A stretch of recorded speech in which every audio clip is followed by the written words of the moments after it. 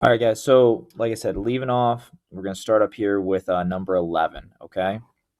So, for number 11, we have these two central angles, and we're looking at those two slices of pizza.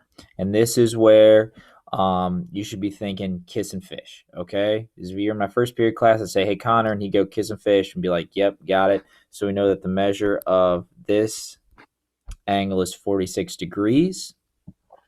So for this one, all we have to do, because it's in the same circle, all we have to do is add up these two central angles, because those are the two pieces that we want, okay? So now we're just doubling this part right here, and we're adding in this part up here, okay? So for that, we're just going to do 46 plus 46, and that is going to give us an answer of 92. So our degree measure here is 92.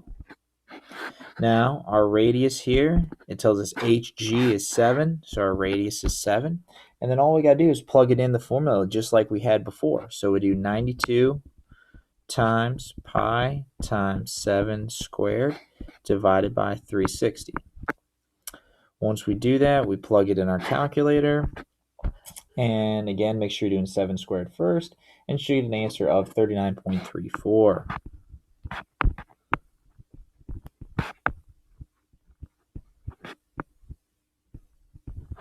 All right, 39.34 centimeters squared. So that is the final answer. And again, we found that from using vertical angles, all right, and adding up the shaded regions of that circle, okay? So if it's in the same circle, just add up the shaded regions with their central angle measures, and we got 92.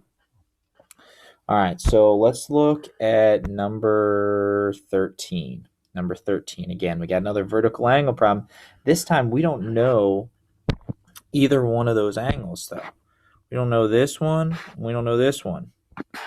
However, if you look in our circle, this is where I told you guys before, if you're finding central angles, start with vertical angles or start with semicircles.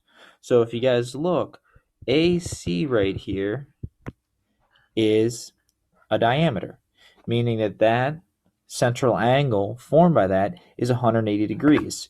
So to find this part over here, to find the measure of that central angle, all we're going to do is we're going to take 180, because 180 is half of a circle, subtract 143, and that gives us an answer of 37.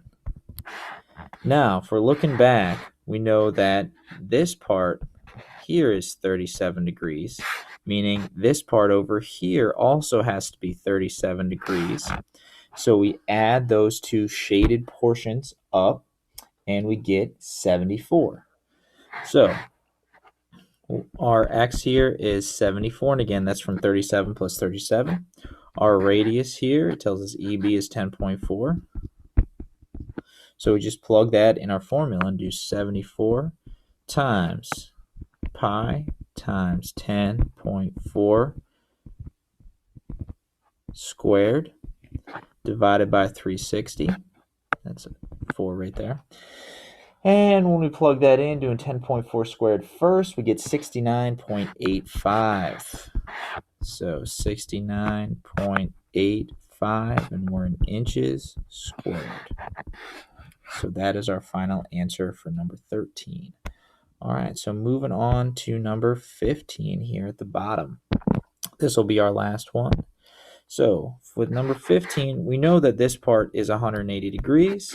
We know that that part is 58 degrees. So all we have to do is we just have to add that up, and we get 238 as our x. And then we have our r here is going to be, it tells us JM is 10.